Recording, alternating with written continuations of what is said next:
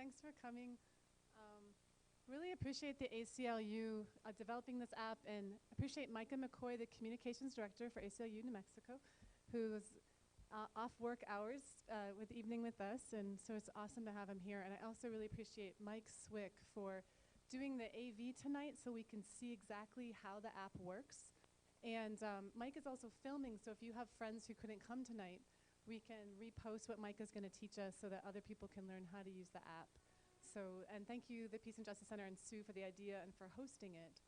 But yeah, Micah is the Communications Director for ACLU New Mexico. I'm assuming people know what the American Civil Liberties Union is, so I wasn't going to explain that. Mike is going to share a little bit more about himself, and he has about a 15-minute presentation. And then we have a lot of room for discussion, and I already know people are coming with burning questions. So thank you, Micah. We'll be here till no later than 7. And Alan wants to pass the bucket.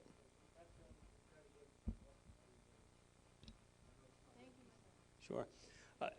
I'm really excited to be here. My name is Micah McCoy, and I've been with the ACLU of New Mexico for the past 6 years. I'm really excited to do the work that we do.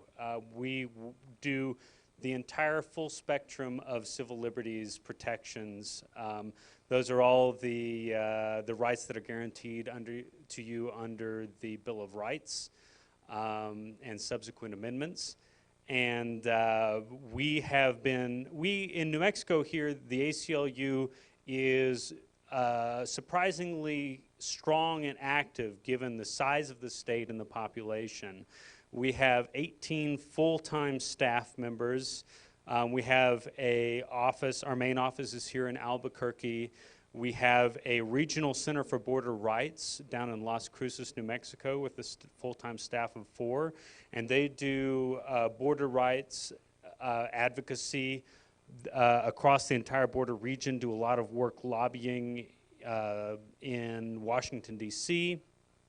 And we are at the New Mexico legislature every year for the legislative session, lobbying against bad bills that would take away our rights, as well as introducing bills that would bolster civil liberties.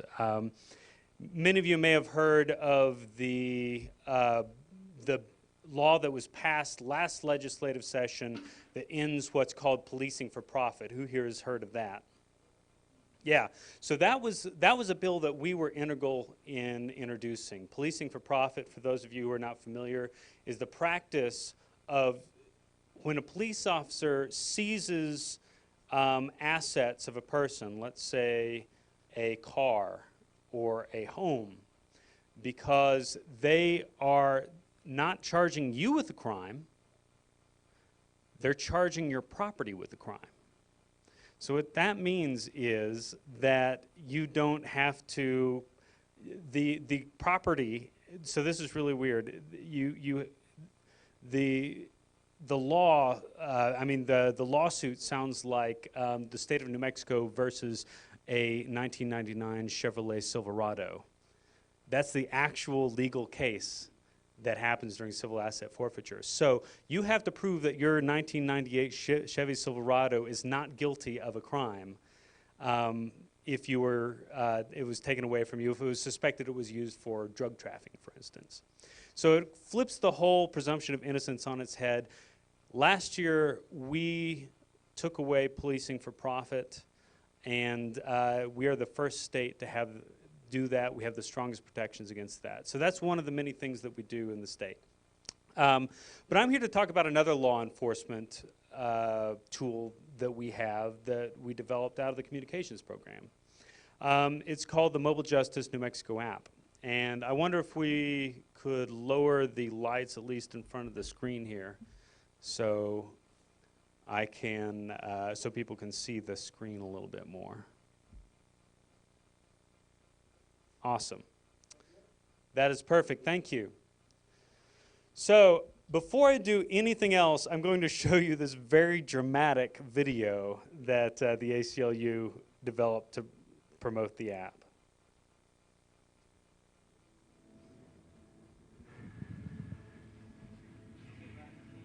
Yep, that's Rodney King. You're going to recognize some other people here too as well. It's Eric Gardner.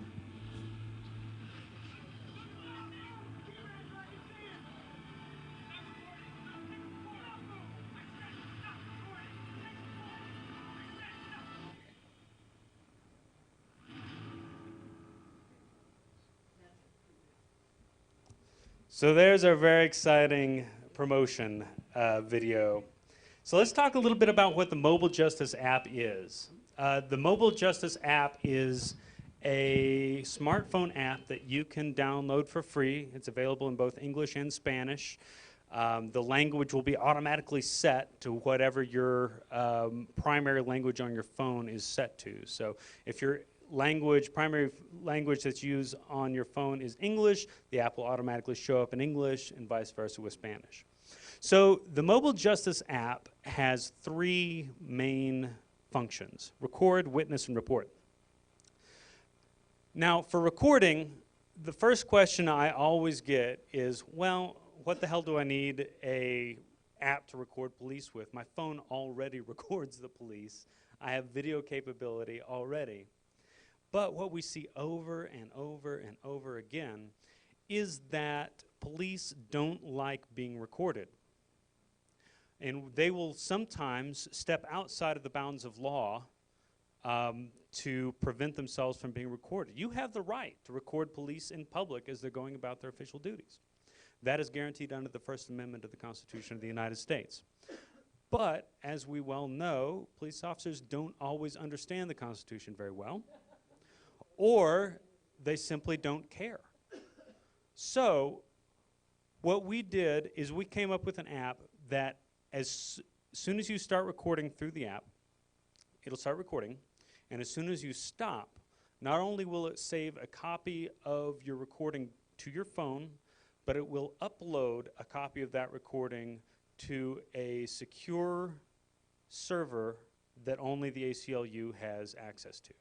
So what that means is that if the police officer comes up to you, takes away your phone, deletes the footage that you just took, that footage still lives. Like, as soon as it stops recording, it uploads. That footage will live on a server that only the ACLU has access to, so the cops can't get to it.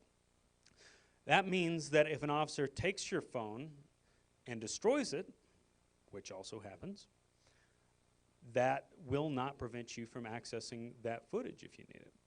That means that if an officer confiscates your phone as evidence, which happens regularly, and sometimes those phones are never returned. Those recording devices are never returned. We had a case a few years ago in which that happened. A copy of that footage will still live on.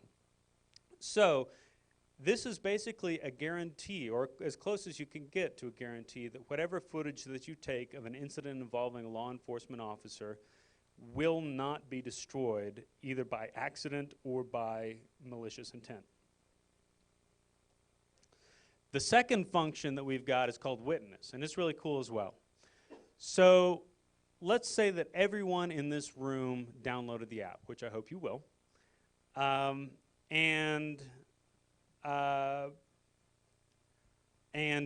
let's say May, that's right. Okay, I got it. Let's say May sees an officer using excessive force on an arrest as he's walking down Central one night. And May goes, oh, I don't feel comfortable with what's going on here. I'm going to go ahead and record this using the Mobile Justice New Mexico app and get a copy on my phone and give the copy to the ACLU. If May turns on the witness function to the Mobile Justice New Mexico app, what that means is that if everybody else in the room also has the witness function turned on, if you are within a short distance, I believe it's within 1 kilometer of where May is filming, then you will get a notification on your phone saying there's an incident happening nearby you, and it will give you Google Map directions to where that is. So if you want to be a witness during this situation as well, it will enable you to do so. So, I mean, that is just basically a 21st century way of ensuring, of the old adage that two sets of eyes are better than one. So, the third major function of the Mobile Justice New Mexico app is report. And it allows you to send a written report to the ACLU of New Mexico regarding a law enforcement incident. Now, this will automatically come up as soon as you submit a video. It'll give you the option to fill it out. If you don't want to fill it out, you don't have to, but it'll automatically come up. You can also bring this up independently of the video. Let's say you weren't able to get a video of an incident for whatever reason. Maybe you didn't get your phone out fast enough. Maybe you know, there are just a number of reasons why you wouldn't be able to record an incident, but you still want to report an incident that happened. So you can do a written report. It's going to ask you some basic informational details, your location, who was stopped, did you get the officer's name, what was the badge numbers, that sort of information. Now, an interesting thing about this that we have created is any written report that happens through the ACLU of New Mexico Mobile Justice app is treated as legal intake for the ACLU of New Mexico.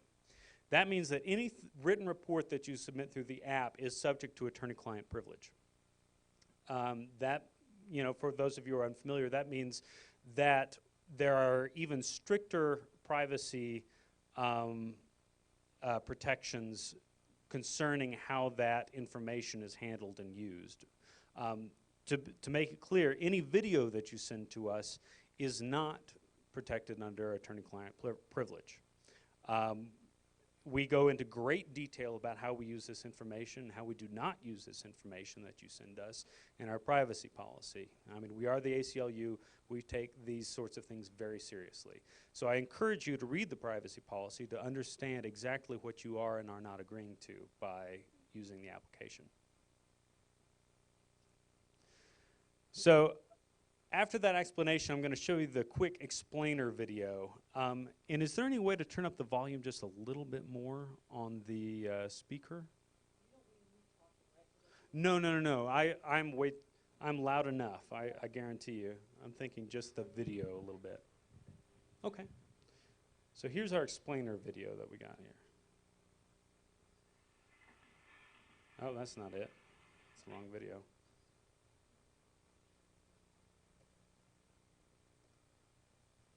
Oh, that's why I accidentally went down. There we go. Walking down the street isn't a crime. Protesting peacefully isn't a crime. And certainly hanging out with your friends on the sidewalk isn't a crime. So if you or someone around you becomes a police suspect for doing any of those things, you've got the Mobile Justice app. Mobile Justice makes it easy to record and report interactions with the police. The app has three main functions: record, witness, and report. Tap record to film an incident. Stop recording by tapping the camera icon, and your video will automatically be sent to the ACLU. The test button lets you see if your camera is working without actually sending a video to the ACLU. Once a recording is stopped, the report screen appears. Include as many details as you can, like names, location, and what happened. Click Submit at the end of the report. You can skip the survey by tapping Cancel, but the extra information helps the ACLU learn more about your video. Witness shows mobile justice users where a police stop is taking place. To use this feature, tap My Settings and turn on Broadcast My Location. Then tap the Witness button to activate. The green light means it's on. Once activated, if someone is using mobile justice in your area, you'll get a message with the location of the police stop. Report is the third function. It's a direct link to the incident report so you can report an interaction with the police without recording a video. Just press the Submit button, and the form will be sent to your local ACLU. All recordings and reports are sent anonymously, but you do have the option to include your name, number, and email in My Settings in case your local ACLU office has any follow-up questions. Don't let someone violate your rights because you weren't informed. Go to Your Rights and find out what to do when you're stopped on the street, in your car, or while using this app to film police officers doing their job. You have rights. Know what they are. Know how to protect them, for you and for those around you. Yeah, I saw that. I was like, thanks for the Sound advice. So yeah, I'll get to that after this next video. This next video I wanted to show because this is a real life incident that happened right here in Albuquerque, only a couple blocks away from where we're sitting, in which the mobile justice app would have made a huge difference. The video that you're about to watch is edited from a video incident that happened last year. It was when an officer named Pablo Padilla stopped a young law student named Jeremy Martin. And I can already tell that some of you have read about this incident already. What happened was that Jeremy Martin, who was 25 at the time, was pulled over for suspicion of DWI. He was in the car with a few of his friends. He was pulled over by Officer Padilla. And Officer Padilla pulled Martin out of the car. And Martin started, pleading with the cop to let him go, to let him walk home from the vehicle, and was not following the officer's direction to stay seated on the curb. Rather than dealing with the young man's insubordinance in a proportional and reasonable way, Officer Padilla attacked Martin, kneeing him in the groin so hard that one of his testicles had to be surgically removed. Officer Padilla later was fired from the APD for this incident. The entire incident was caught on his own lapel camera, but ironically, it also caught him deleting the footage of from a bystander's camera. One of the people in his car, in Martin's car, was filming the entire incident, and Officer Padilla deleted that footage, and he caught him deleting that footage on his own body camera. So that's what I want to show you, is an incident in which, if this app was used, that footage would not be lost.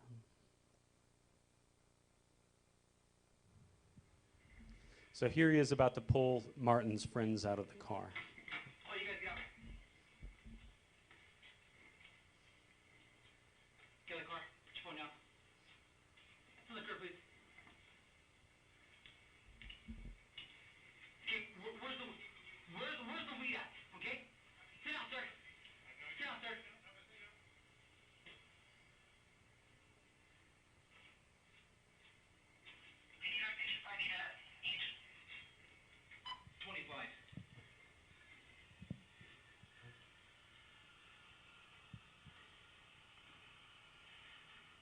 Okay, so he's got the people sitting on the curb here. It's being all recorded right here, okay? Don't worry about it, okay? It's being all recorded, so please put your phone away. Am I not permitted by law to... I said put your phone away, you understand that? It's real simple. Excuse me, sir.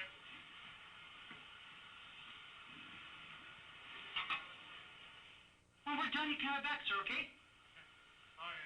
No, I told you not to make phone calls when I first approached you. Thank you. Yes, you were. I told you to hang tight. Okay, this isn't a debate, okay? I'm telling you what's going on. I realize it's not a debate. Your phone, you get your phone? Yes, you are. On the other side? Okay, he's pulling out the phone here again. Why not? Bottom left corner here. Pulling up the video. Delete video.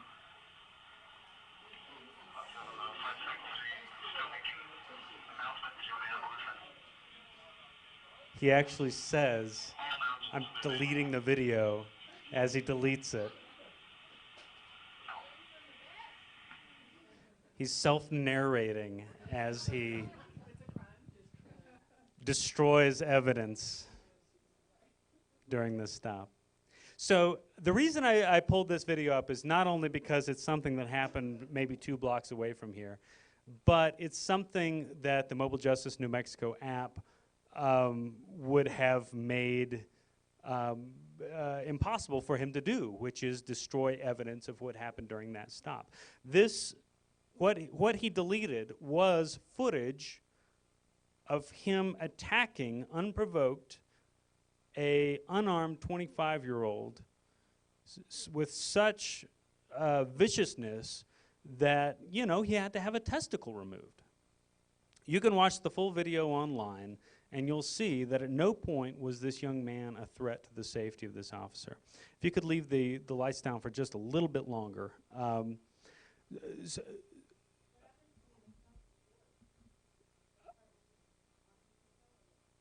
I edited it out because it's a rather long video, and that's the portion I wanted to see, wanted to show for the purposes of. The attack is captured from the officer's perspective. It's on YouTube, you can watch it. I mean, the issue is, though, more than one angle can matter when it comes to providing evidence. The lapel camera is essential for determining what happens in these situations, but having another angle, I mean, a lapel camera happens right here. It can be obstructed, it can be pointed the wrong way, it can not capture a full accounting of the situation. If you've got a bystander there that is also recording, that's an important part of the story that needs to be told. So when Officer Padilla deleted the other footage, that was deleting evidence. Or like Jeremy here, he just doesn't produce any tape. Exactly. I mean, and I'm glad you brought that up, because that's another important reason why this is useful. Another thing people ask me is like, well, in Albuquerque, why do we need this? Because all the officers have lapel cameras. But let's be real here. Right now, we don't have any consequences if an officer does not produce lapel camera footage. No meaningful consequences. There is no discipline that is enforced in any kind of meaningful way up until recently, and maybe not even now, that requires actual discipline for any officer who fails to produce or fails to record, use their lapel cameras in situations which are supposed to. Also, footage gets lost. It malfunctions. Or, you know, these recordings are supposed to be available to the public under the Public Information Act. Anybody who fills out a IPRA form should be able to access any footage that a police officer records. But over and over and over again, we've seen police departments stonewall us, invoking something called the law enforcement exception, which is an exception that allows them to not produce evidence that is part of an active ongoing investigation. Well, obviously that can be very loosely interpreted about what is when that exception can be invoked. So there are so many situations in which video that law enforcement does not want the public to see can be withheld from the public, even though the public has absolute right to see that footage. That's why the ACLU Mobile Justice app is not a replacement for it, but it's a supplement to it. It's another angle. It's another set of evidence, and sometimes even a replacement for evidence that's been destroyed or replaced. Hold the question. I'll take questions at the end of the presentation here.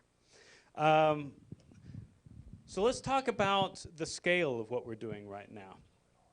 What you're looking at is a map of all the states that have some sort of police monitoring app from the ACLU. This app started out in New York in something called the Stop and Frisk app.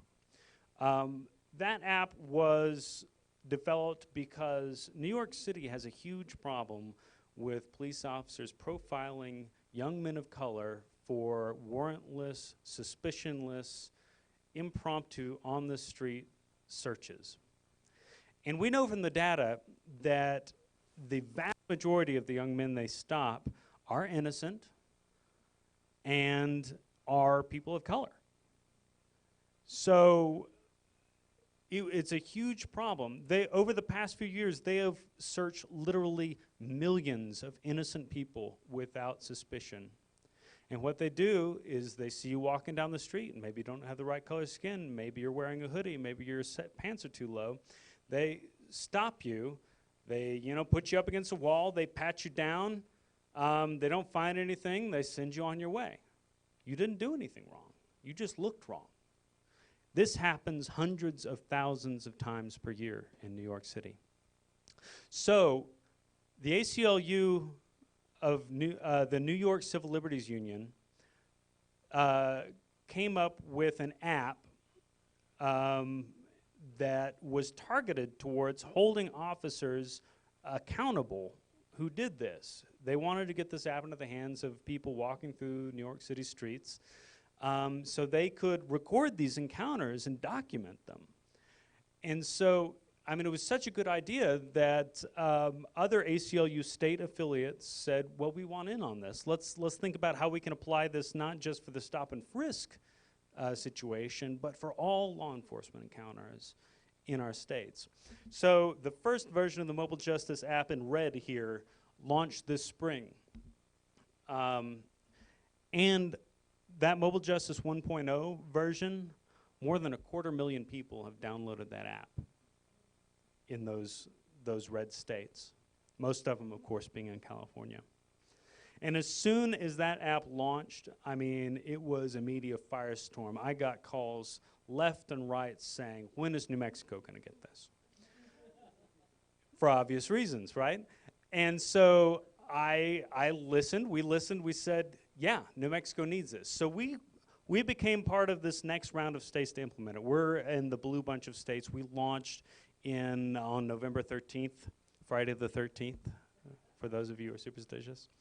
And to date, we have over 1,000 people just in New Mexico who have downloaded the app. So this is something that started with one problem that we saw in one city and is starting to go nationwide through the different ACLU affiliates. We already have a third wave of states in the planning. This is going to be in different states. And so I'm very hopeful that soon the entire country, every single state, will have a mobile justice app. Again, this app is available for both iOS devices, Apple devices, and Android devices. You can get them on either store. Just search Mobile Justice New Mexico. It's free. It's in English and Spanish, and I encourage you to download it yourselves. And not only that, I'd like you to have conversation with your friends about maybe downloading it for those people who have compatible devices. Download it for themselves. The more hands that we can get this device into, the greater chance that it can make a difference. We've seen how powerful first-hand bystander video is in changing the conversation around these issues of police excessive use of force, in documenting what actually happened. For too many years, these sorts of incidents have been able to be swept under the rug, buried and forgotten about. But we have the ability to take back that power and make sure that the real story gets told. And that's why it is so important to me and so important to so many people here in places like Albuquerque around the country that we really make an effort to prepare ourselves to be able to capture situations that we feel, law enforcement encounters that we feel are problematic, so we can actually make a change in our communities and actually get law enforcement back to its real purpose, which is keeping the peace rather than breaking it.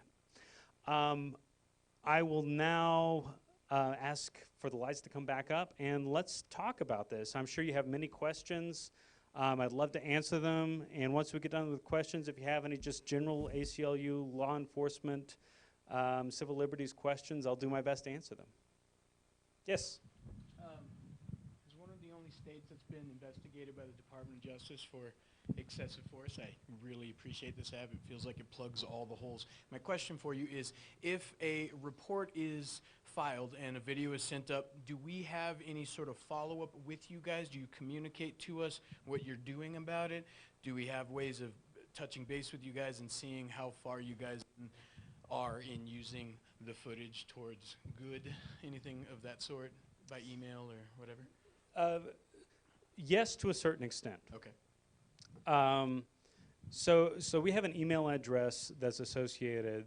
It's called intake@aclu-nm.org, and that's the general email that most of our legal intake and incident reports come through. So to be honest, most of the stuff that comes through on this is not actionable, and a lot of it is so far, people not using the test button and sending, a photo of their toes. I've seen a lot of videos of toes and TVs in living rooms at the moment, and that's fine. But that's great. It means people are playing with it, they're using it, they have it in their hands. I don't mind wading through those videos because it means that people are there. But I mean, we do check these videos on a weekly basis, and it's pretty clear when we look at a video, whether it's a recording of a law enforcement encounter that somebody was just taking just to be sure, just kind of a CYA, cover your ass kind of situation, or whether it was something that people recorded because they thought, something's wrong here and we need to make sure that it's documented. So, and then there's, another category, which are people that think they saw something wrong that didn't really happen. So there's going to be a range of responses depending on what the video actually shows. And also, honestly, if you don't submit your contact information along with the video, if you submit it anonymously, there's no way of verifying that the person who is talking to us about the video they sent is actually associated with it. So that's why it's, we're perfectly happy to accept anonymous videos, but it's best if you include a written report as well. And we prioritize those videos that are with a written report. Two questions. Is there any intellectual property rights to the video once someone uploads it to ACLU? Does that become ACLU's property? You said that also stays with the user. That was the first question. Yes, so this is why it is very important that you read your privacy policy and understand what exactly you're consenting to by using this, this app.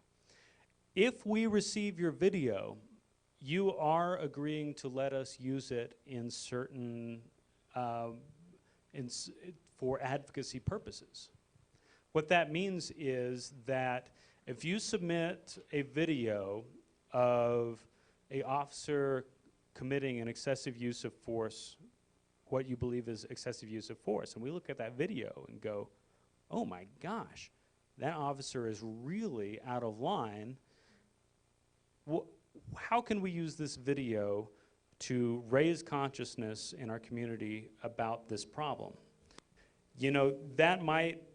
What that might look like is that video could be submitted to the news later. Before we did that, if you submitted your contact information, we would make sure, we're committed, one of the things we say in our privacy policy is we're committed to omitting any sort of personally identifiable information that you have in that video without your permission, without your consent. We will not release any sort of that information to the public without your express consent. But by submitting that video footage, you do agree to let us use it for the purpose in which this app is intended, which is to combat police excessive use of force. Okay. So the second question, and actually it's in the video a little bit, and this happened to me last April. I was filming police, and they were screaming at me to stop filming, to back up, to move away. And I know I have the right to film police. I know there's 3 states that are trying to make it illegal, but we have the right to film police. So, like in the video, the young man says, don't I have the right to do this? And at the situation I was in last April, they took away phones from 3 people who had captured it on film, and I didn't. So I just had this film of this police officer screaming at me to turn off my phone and back up. And they pointed out that the police do not cross line. I was way outside of it. And he kept saying, no, you have to go all the way back across the street. I was filming how they were doing the crime scene. They had shot a guy in the head. And so what do we say to that when they tell us, you can't film, because that's happened to a lot of us. So here's the deal. You absolutely do have the right to film police as they're carrying out their duty, as they're doing their jobs in a public place. That's guaranteed under the First Amendment of the United States Constitution. And in the app, there are actually some very specific guidelines on what your rights are when doing that. The other side of that coin, though, is that if a police officer is giving you a direct order to move back, it might not be a legitimate order, but you should still follow it because all of you are beautiful people and I don't want you to end up dead. So what I'm saying is that you may have the right in that situation to film the police officer, but that might not be the best situation in which to demand that right. What I would suggest is if a police officer is telling you to move back, even though you think you are already at a adequate distance, is to keep filming, go back to the distance, capture that interaction on your phone, and then seek legal redress later. It's hard to file a lawsuit to protect your rights if you're already dead. So that's just the reality.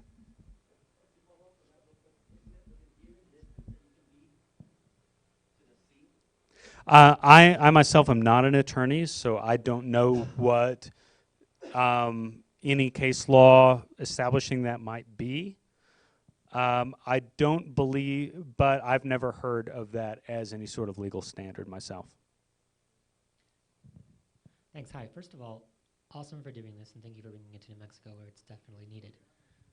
Oh, I'm sorry. I said, first of all, awesome app, and thanks for bringing this to New Mexico where this is for sure needed. I'm from New York, which you might know from my rate of speech, and I travel a lot. So I first had the stop and frisk app in New York, but I regularly cross state lines and am wondering why and if I need to get all of the state's individual apps, or if I can just use the one that I downloaded and learned about here in New Mexico, which is the New Mexico Mobile Justice app, and how that, what's the deal with the so many different apps on the App Store thing? That is a great question, an entirely reasonable one. So I think that I feel like my mic has gotten a little quiet here. Can everybody hear fine? Okay, good. So I think what you're talking about is kind of rooted in how this happened. This app was developed. There is a national ACLU, based in New York, that is what most people think about as the ACLU. Founded in 1920, has been changing the face of civil rights in the United States for nearly 100 years now. And then there are what's called ACLU affiliates, which are state and territory based. There is at least one state affiliate in every state. California has 3 because they're huge population-wise. There is a ACLU affiliate in Washington, D.C. There's an ACLU affiliate in Puerto Rico. There's an ACLU affiliate in Virgin Islands, I believe. So every ACLU affiliate is semi-autonomous from the national ACLU. We're all part of the same family, but we recognize that each state and territory has its own needs and needs its own entity to respond at the local level. I didn't come here from New York City to come talk to you. I live here in Albuquerque. I live 5 blocks away on Girard. This is my community that I'm working in. And that's why the ACLU affiliates are so important. And the reason that right now there are only mobile justice apps at the state level is because this is a grassroots thing. It's come from the bottom up. It's been people in the community who are saying, hey, we've got this problem, and it's been the ACLU saying, hey, we've got an idea of how to meet that problem. So because of that, it's great because it has been kind of sourced from the bottom up. But you are identifying a chink kind of in how this is working. What that means is that the ACLU New Mexico app isn't going to work in Colorado. It's not going to work in Texas. Because think about going from the ground up. If we don't have any legal sort of jurisdiction in Texas. So if you send a video that was taken in Texas to Albuquerque, there's not much we can do about it. But I anticipate that as this moves forward, there will be some sort of consolidation. Some sort of automation based on geolocation, saying that if this video is taken in Texas, it will automatically reroute to the Texas app. We're just not there yet. Sure.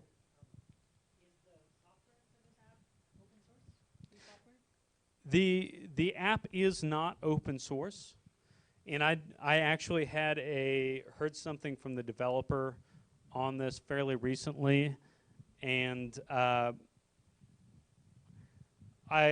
think the developer had some concerns about how the software could possibly be used not for good. So they wanted to make sure that they weren't giving away that code without really understanding how it was going to be used. So, I mean, that's, as not being a techie person, that's as succinct as deep an explanation that I can give for the reason it's not open source.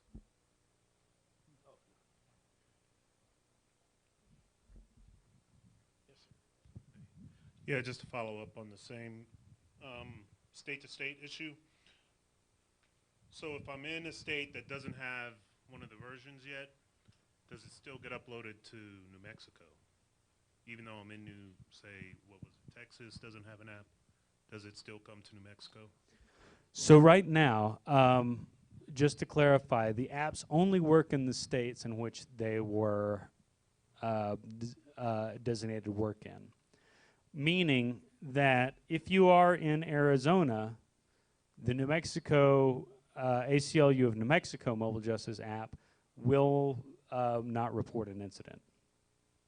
I anticipate that a later version of these apps, once we start to get some critical mass on the states, we get another couple round or two. Yeah, I don't know what's going on. It's a small room. We're good. Oh, okay. That's great. Can you hear me now? Oh, this isn't working either.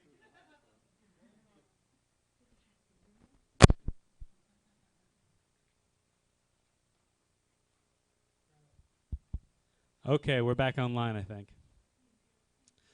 Okay, so what I was, I believe I was saying was that I think once we get critical mass on these apps, there will be some sort of update that will allow these apps to talk to each other, so that if you happen to be 10 miles across the Arizona state line, you're not going to get a rejection notice if you get stopped. That is not the case now. That's where I see us being, maybe next year or something. Okay, and when it comes to all the videos that are sent up, do you all delete any of those? That's a great question. I do delete videos, but only the ones that are clearly not related to a law enforcement incident. If you're sending me a picture of your toes in your TV screen because you're just playing around with the app, I'm going to delete it just to reduce clutter. But if it clearly was used or could conceivably be used, if I'm looking at the video and it could even be conceivably interpreted as capturing a law enforcement encounter, we're going to, right now we are committed to keeping that saved on our database for 7 years. which is what we do with all of our legal intake. Again, video is not legal intake, but that's our general rule of thumb, is we keep anything that is sent to us for 7 years. To follow up on one clarification, anything that you don't want us to keep, if you take a video and for whatever reason you don't want it to live on the ACLU server, you can email us, we'll delete it, it'll be gone, no questions asked. Yes. If you as the person who took the video ask us to delete it, I think you're going to have to be a little bit more, there's going to be a little bit more verification required than your email address. But we haven't had any requests yet for that. But that is our commitment as part of the privacy policy, is that if we can verify that you are the person who sent us that video and you don't want it to live on our server, we will honor your wishes and delete it. And so when it comes to the personal information that we put into the app, that goes along with both the video and our report? So the default for anything that you send in is anonymous. You've got to take, you have to go out of your way to go into the settings and enter your personal information into the app for that, your personal information to be associated with anything that you send in. So, I mean, there are kind of two sides to this. It means that you can be anonymous. You can be truly anonymous when you send in reports. But that means, but the flip side to that is that if you are anonymous, it's going to be really hard for you to call back anything that you send in, because it'll be a lot harder for us to verify that it's you who's actually asking to delete it. So we recommend that you don't send in things anonymously, just because it makes us easier to follow up with you and talk to you about maybe using something you sent in for a lawsuit or for public education use, things like that. But we totally respect the fact that a lot of people don't want to be associated with what they send in, and that's totally fine. Yes?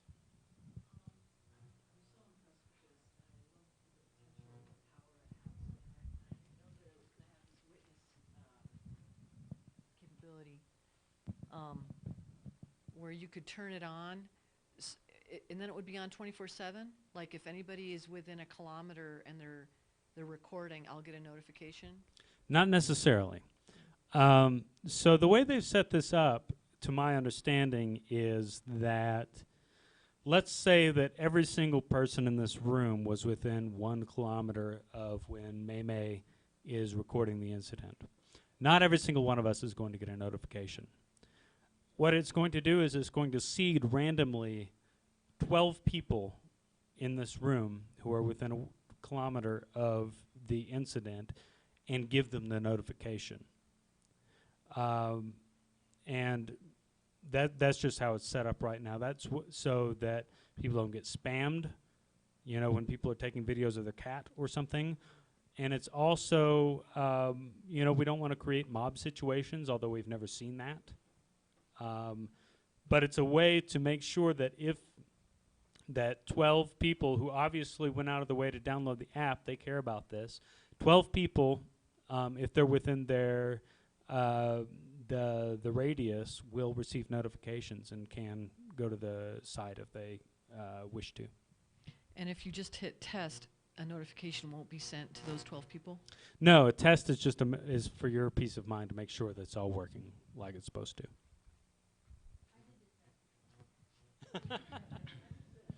Yes.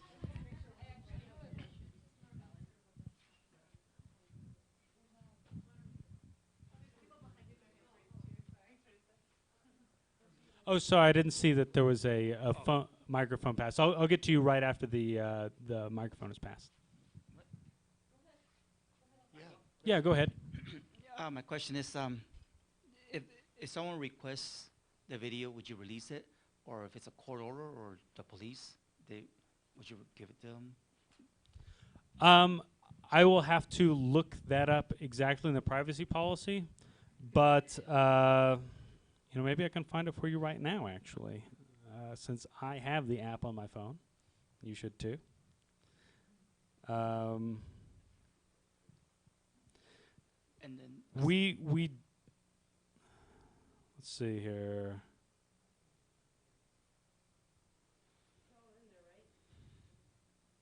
Yeah, it's under settings. How do we share your information? In response to the legal process, here we go. We may share information, including registration information, geolocation information, or written reports if compelled by law, regulation, or valid legal process. We will go to court to fight any demand that we do not believe is legitimate.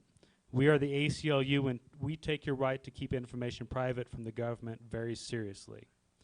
If we are required to disclose your information in response to a legal demand, and we have information that enables us to contact you, we will do our best to provide you advance notice and offer you a copy of the legal request unless we are prohibited from doing so by a valid court order.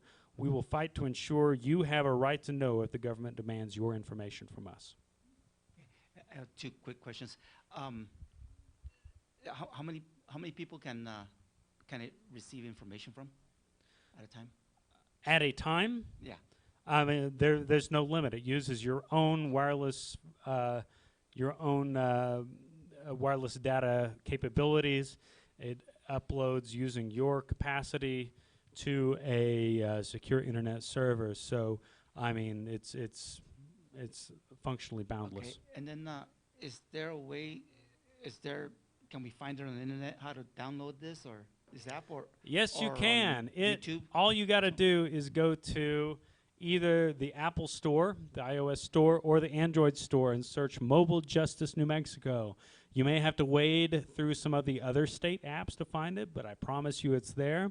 The other thing you can do is you can go to our website that we've set up for it. We'll have direct links to that app. It's aclu-org/MobileJusticeNM. Yes, aclu-org/MobileJusticeNM. There is a dash between ACLU and NM. I was not responsible for that decision. It happened back when the internet was young, and I don't particularly agree with it, but it's too late now. And one last question. As far as the homeless, how can this help them? Well, I think in a couple ways. Obviously, not every person who's experiencing homelessness is going to have a smartphone capable of using this application, but many do. And also, people who are living in our community without homes are going to be walking down the street next to us. You're going to be on the same streets with homeless people, and if you see them being mistreated, you can use the app to document that. We're also looking at, maybe in future versions of the app, creating the capability of uploading videos that you didn't take at the moment. Meaning, if you took a video last week before you uploaded the app of a police incident, you could still upload that to the ACLU beforehand. So, I mean, maybe you took it with a phone that is not a smartphone, for instance. I think there's a great proportion of homeless people who have a phone that's maybe not a smartphone but is video capable. So what you could do is you take the video off of that phone, and on a later version of this app, you could take it, put it on a computer at a homeless services center or something, and then upload it directly. Or the library. Or the library, yeah. So yes, next question. Do we need to get a? Yeah, over here. Oh, sorry. Well, we'll get the mic there to you soon. I promise. It's okay. I've been waiting a minute, but I wanted to say it was a great idea that you coded it to like load immediately, because sometimes obviously it could get destroyed. Oh, thanks. It's okay. Then I feel like I'm like, but I think that would be really useful, especially when there's like delays in the public accessing these videos, like it occurred with the Laquan case. That's was his name, right? The one who was held. Yeah, for they a withheld year. that for a year. Yeah, yeah. So I was wondering how that was a great idea, by the way. I was just wondering how, like, if somebody wants to give you something, and I didn't get a chance to read all the disclosure, but are we like limited to only sharing it with you? We can continue to share it however else we'd like, right? Oh yeah, we're not going to stop you from doing whatever else, because remember that that video is saved to your phone and to the ACLU server. That's just a precaution against police tampering, but assuming that police didn't delete your video and that you didn't have some other sort of backup like Apple Cloud or something like that, Yeah. you would still be able to use that video any way you wanted to. You own that video, you can do whatever you want with it.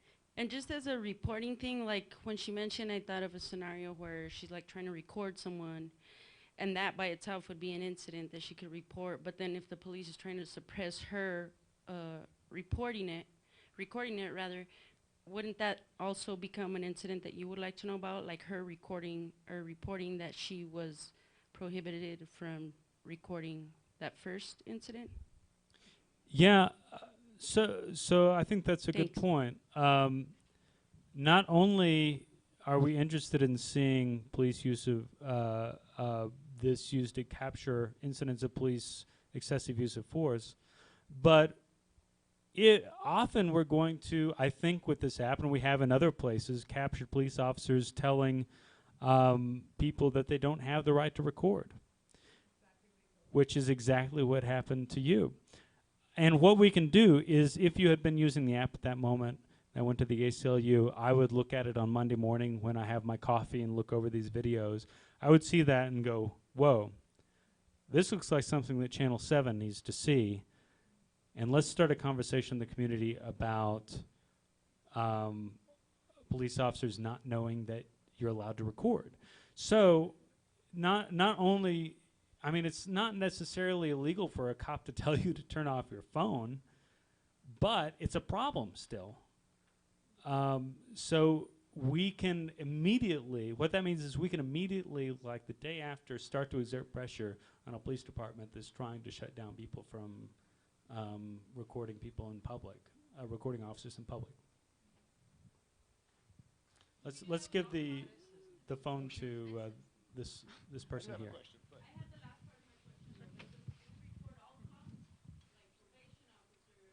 You if they have a badge, you can record them, and that's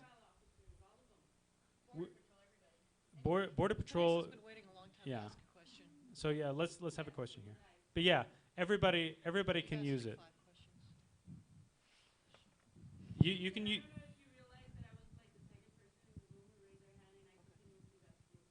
I'm sorry. No, wasn't it? Okay, cool.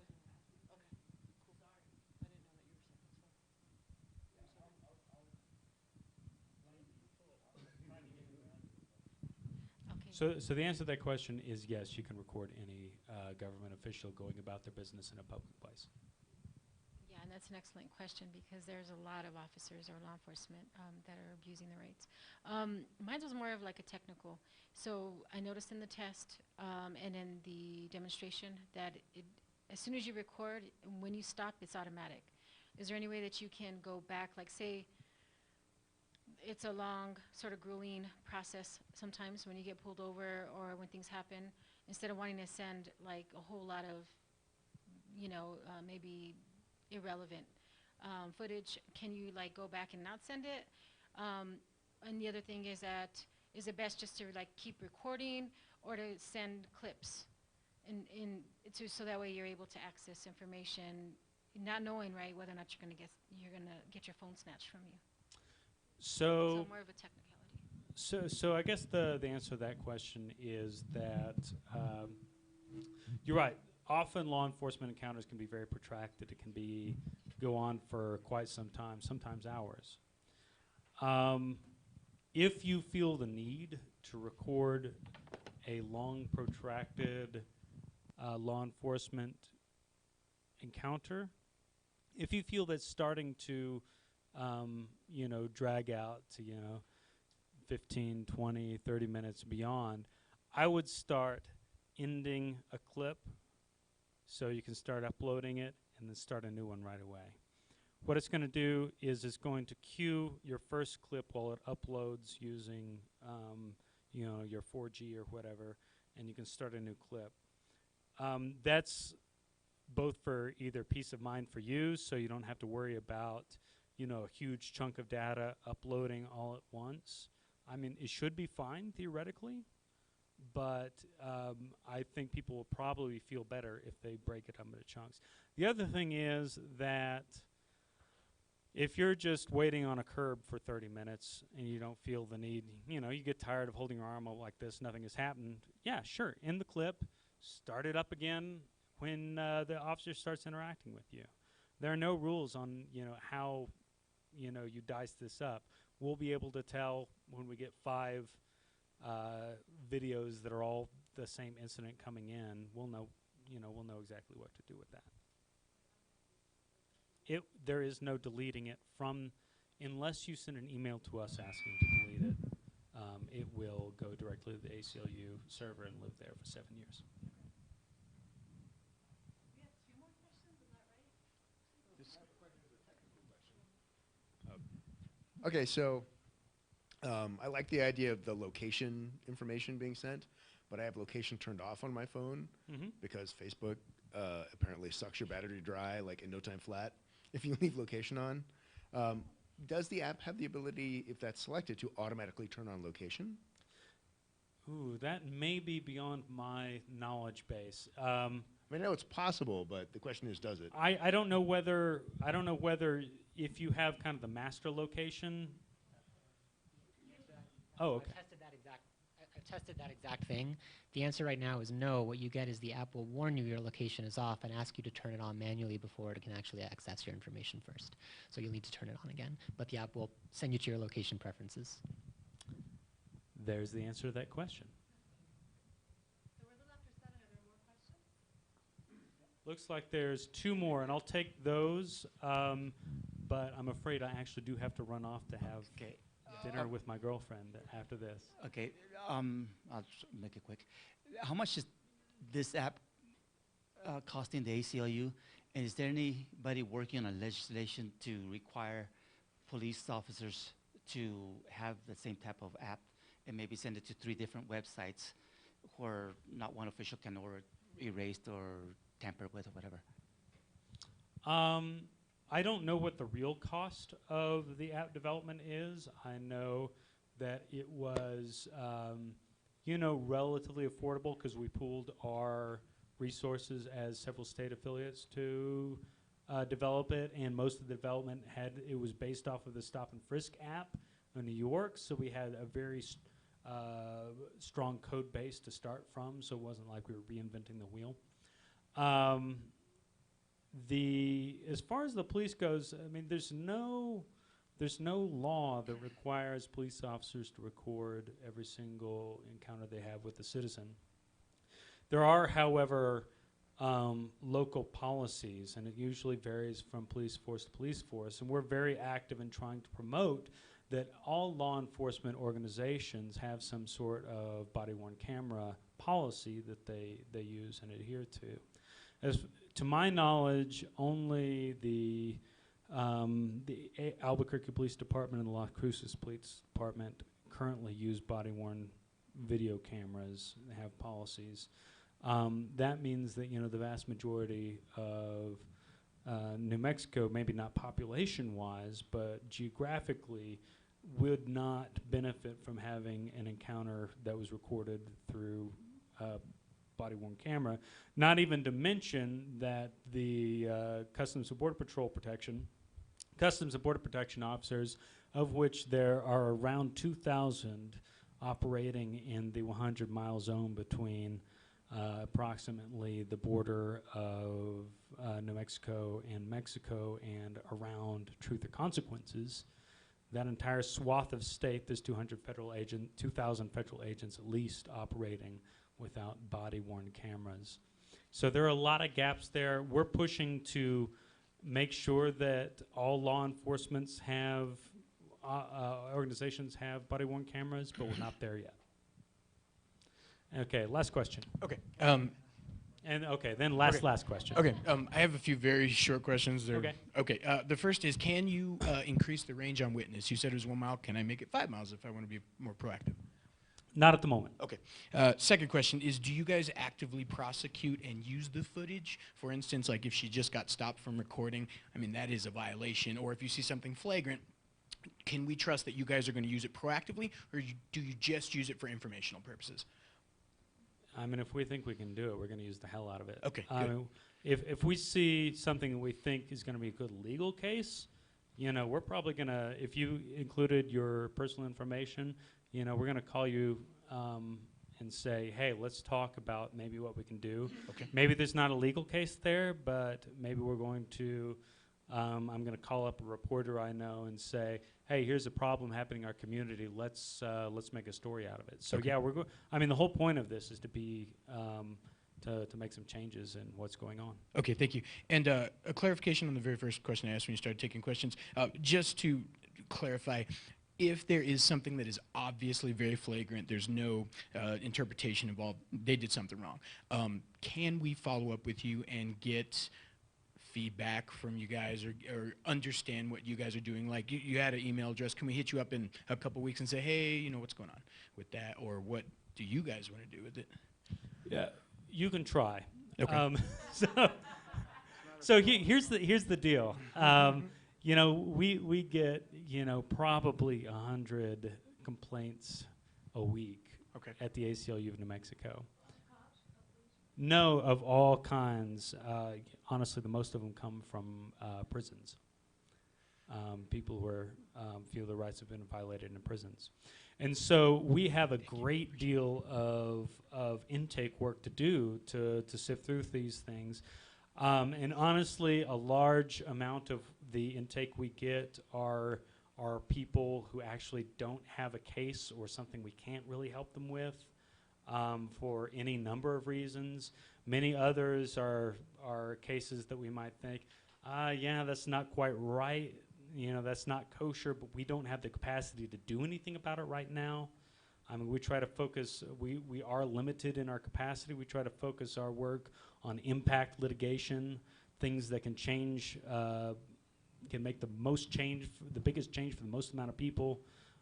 We look for policy change. We look for, you know, widespread legal precedent that can help other cases. And so there's a huge range of calculus that goes into what we can deal with and what we can't. And sometimes somebody just seeing an email saying, hey, man, did you see what I sent you 2 weeks ago? What do you think about that?